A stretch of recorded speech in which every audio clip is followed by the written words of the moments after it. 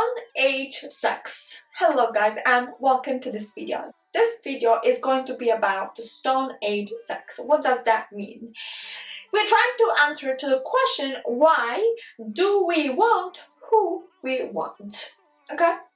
I have my own personal theory that is things do not just happen to us, right? There's something in our history, so something like in our childhood, in the way we are raised, in the models we see around that makes us choose then what we have been accustomed to, what we have deemed to be close to how we were sort of programmed by life in our early stages. But this video is slightly different because we're trying to answer to it in a slightly different way, much more substantiated with psychological data. Yes.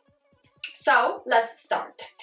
There are some things that interfere, or they're not just merely interference, but they are radically part of how we choose and why we choose who we want, that have to do more with us being human beings and with us as human beings having a certain history.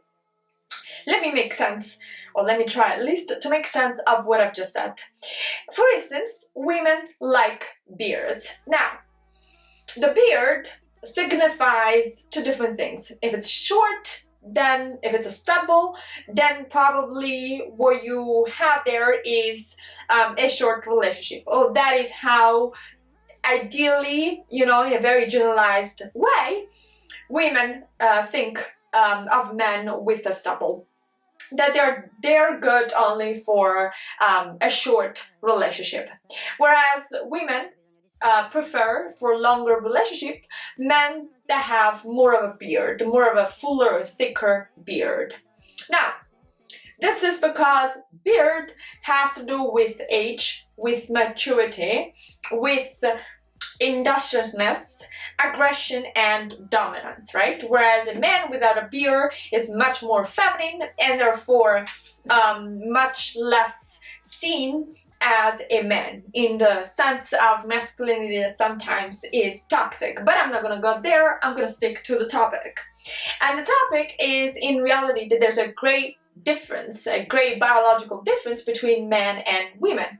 And one of those differences is the fact that men can give specifically their semen without much of a cost, right? But women do undergo a different process, right? Because again, women are the ones that will bear the pregnancy, that will bear life in themselves, and therefore they have much higher costs. Now, the evolution of the species and how animals basically deploy strategies to capture their partner's attention in order to reproduce themselves was clear even way before, but officially was clear since Darwin's work on the origin of species, published in 1859. However, in the 1970s, Robert Trivers published a theory that is that of parental investment and sexual selection, right? Where a lot of other different factors became much more clear. And that kind of work was continued by David Buss, who I think nowadays teaches in Texas, but he was at the time a Harvard University professor, and David Buss is very, very famous because of this project, the International Mate Selection Project, right? Where he set out to investigate how partners do choose each other and investigate what are the general guidelines in the way we choose the other person, our significant other. he ended up investigating 33 cultures, right? Which is a lot. And in 33 cultures, there were sort of recurrent partners that were highlighted. For instance, the myth that women are only interested in serious relationship was completely denied. Women tend to be interested in serious relationship because, of course, what we have said earlier in terms of the costs of the pregnancy that they have, right? So therefore, they search for stability. But some women will also do not avoid altogether to have, for instance, extramarital affairs, right? And to have casual flings. Why? That's a good opportunity to access to a different type of, to higher qualities, usually higher qualities genes, and therefore having access to a different type of resources. And through this work, we also discover many different elements that have been also confirmed and amplified by posterior research. For instance, we know that women that are ovulating tend to choose a more masculine than feminine partner. We also know that there is a specific ratio waist-hip that men look at in women and they found extremely attractive, and that is genetically sort of wired in man's brain. Why? Because it signifies that that woman is not just fertile, but can carry the pregnancy and can have a successful pregnancy. So there are all of these elements, and yes, they do vary slightly from one culture to another, but there are not major differences. And then we have, of course, things that are completely outliers in the general patterns of things. For instance, let's pick the Na or Mosuo people in southwest China, or people in the lowlands of South America, right? If we pick those populations, then we suddenly realize that something completely different is happening, right? That is, those populations are not monogamous, they are polygamous. So this happens in a lot of populations. For instance, we have talked about the wallaby, where some type of polygamy is respected and tolerated. The Na, for instance, do not know what monogamy is, do not have any intention to be monogamous, and jealousy there is completely unheard of.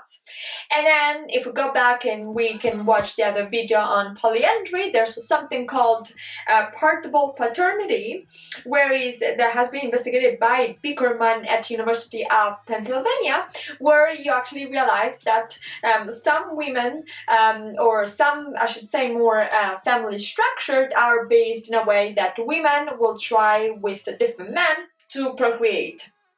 And the idea is mixed, right? Because it's the idea that yes, procreation is important, and therefore you need to copulate with somebody to reproduce yourself. But the idea is also that there are not so many resources around you, right? So you have to be careful, and you have to live in a certain structure, in a certain family structure that allows the survival of all the members. And that's how, especially in Tibet, fraternal polyandry does exist, right?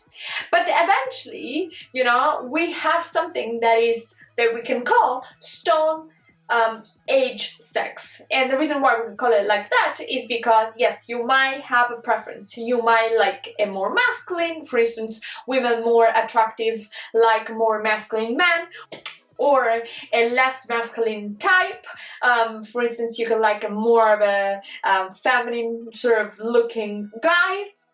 And that is all good. Like, it's just matter of preferences, of preferences, right? But there are things that are hardwired in the way we choose, and in whom, most of all, we choose our own partner, our own significant companion, right? And there are things we cannot really escape from, right?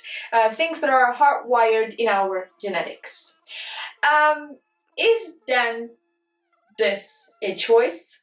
Well, tend to think yes, it is, because when we compare genetics versus environment, we have to consider that the environment in which we grow up, right? Our personal, individual experience plays, what I want to say, a much more important role than genetics. I mean, genetics plays an extremely important role, but environment oftentimes, it still depends, right? But oftentimes is the major factor, the major determinant for who we choose.